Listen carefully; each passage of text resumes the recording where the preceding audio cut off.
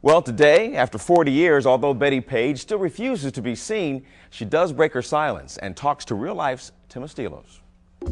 She was undeniably one of America's most popular pinups. Betty Page only worked as a model for 7 years, but amazingly, in just that short period of time, she appeared in more magazines than Marilyn Monroe and Cindy Crawford combined. During the 50s, Betty's picture was everywhere, on hundreds of books and magazine covers, monthly calendars, and even playing cards. No doubt about it, photographers just adored Betty Page. And why not? I mean, after all, she was the perfect combination of girl-next-door sweetness and a naughty sensuality all wrapped up in one drop-dead gorgeous package. And what made it all work was that Betty loved the camera. But most importantly, the camera loved Betty. Betty's early years growing up in Tennessee during the Depression gave no hint she'd someday become a pinup legend. I got a chance to ask Betty about her past, but under one condition, that we preserve her memory and not show her as she looks today. I always got up mimicking poses of the movie stars in the magazines, models and movie stars, and that was my first beginnings of posing. I had no idea then I'd ever be a pinup model. But it was after Betty graduated college that she got offered the chance of a lifetime, a Hollywood screen test. They tried to make me up to look like Joan Crawford. They bunched my hair way out on the sides, penciled my eyebrows, big, long eyebrows way up high like she used to wear, and a great big wide mouth, twice as wide as mine. And I hardly recognized myself when I saw the screen test. Betty's first shot at Hollywood stardom fizzled, so in 1950 she headed to New York City, where she got a job as a secretary. It wasn't long before her beauty caught the eye of amateur photographers in the local camera clubs. I didn't pose for them in a nude at first. I wore bikinis, and I never felt I was doing anything wrong when I started posing nude, even for the camera clubs. Because after all, I don't believe God disapproves of nudity. He put Adam and Eve in the Garden of Eden, naked as jaybirds, and they would have probably been naked all their lives if they hadn't disobeyed him and he ran them out of the garden. Pretty soon, Betty's popularity spread beyond the limited circles of the amateur camera clubs.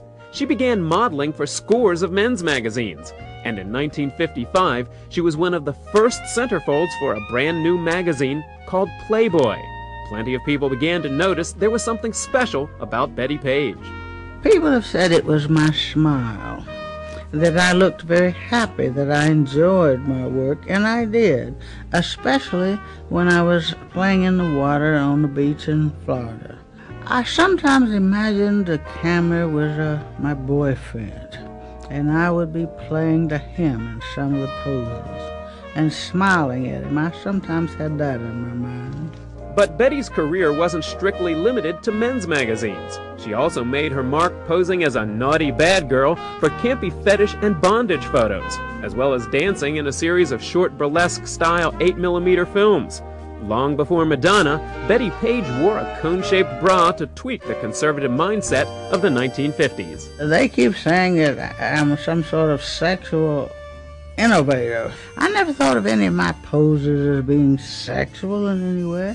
I never had anything like that in my mind when I was posing.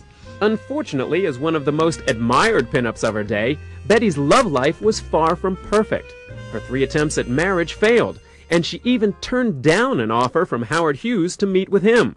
Popular Betty Page was one lonely model. Do you know, when you start getting any name as a model, they shy away from you. They're afraid of you. I had fewer offers to go out in New York and in Miami than I ever did before I started modeling, or since even.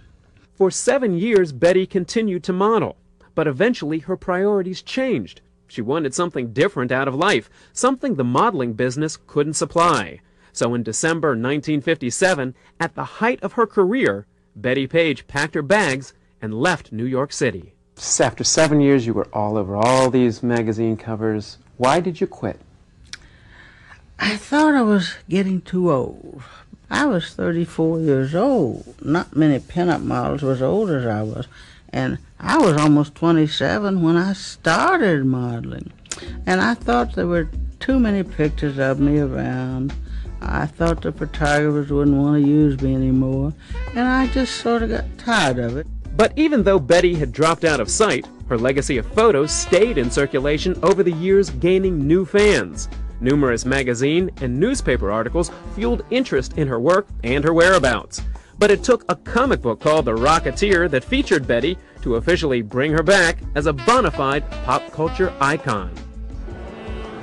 I gotta tell you, it's absolutely amazing just how popular Betty Page is after all this time. I mean, it's been nearly 40 years since the last pinup photo was shot of Betty, and today, check this out. There's Betty Page calendars, there's newsletters, there's trading cards. You like comic books? There's even a Betty Page comic book. Let's face it, after all these years, everybody still loves Betty. She's the third most popular pinup of all time, right behind Marilyn Monroe and Jane Mansfield. And in many cases, she pushes Jane for second place. Betty Page is the last great icon of the 1950s. Like James Dean and Marilyn Monroe, she brought something modern to the era. When you look at a picture of Betty Page, you think you could know her, and that if you did know her, she would like you. She's like the girl next door. She's just the greatest American pinup, and that's why she's eternal. Now, what you're probably wondering right about now is, what does Betty Page look like today after all these years? But to tell you the truth, part of Betty's allure was that air of mystery that surrounded her ever since she dropped out of the limelight some 39 years ago. And besides, as far as Betty's concerned, she'd just rather her fans remember her the way she used to be.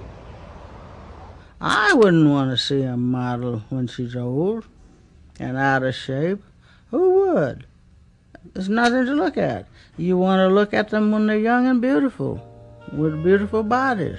I didn't look bad in the 50s, and I was in the best of health and had my figure and everything. I've only started falling apart the last couple of years. I hate old age. These days, Betty Page is leading a quiet and very private life in California. And even though Betty says she hates getting older, she's still pretty active and pursuing a variety of interests like gardening and dining out with friends. One of her favorite pastimes is just staying home late at night and watching old movies on cable TV. And you might be asking, who are Betty Page's favorite contemporary models? Well, Cindy Crawford and Claudia Schiffer top her list. Man, you know, it sounds like she still has some spirit and some fire. She's got plenty of energy. And it was a nice sounding voice, very comfortable and very warm. But I got to ask you, 40 years later, why did she decide now to speak? And why to us? I wish I could tell you why. Yeah. She's turned down so many interviews from so many other people, and we just put in a call to her. She said yes, and I think she personally just likes real life. Ain't nothing wrong with that. We Nothing like wrong with her for that. that. Nothing wrong with but that. I got to ask. Tim, you know I gotta ask. Oh, this. don't go there. Come Don't, on, no. Tim, don't play. Come on, man. They have been nagging me all week long to tell everybody just what Betty Page looks like. And Betty, I told you I wouldn't give it away. I'll tell you this much. Yeah. She still wears her hair with the same cute bangs that she used to when she was a model. Oh, and man. when you look in Betty Page's eyes and see that smile, you still see some of the young Betty.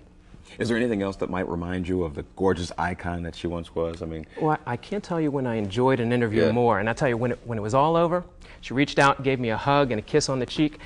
I'm one of the few gentlemen remaining that can say I got a kiss from the legendary Betty Page. oh man, you can come here and rub You it be in. jealous. Be jealous, You're gonna come man. in here Be and jealous. rub it in. You and Betty Page. I'm gonna rub it in. Nice interview. That was very nice. Thank you.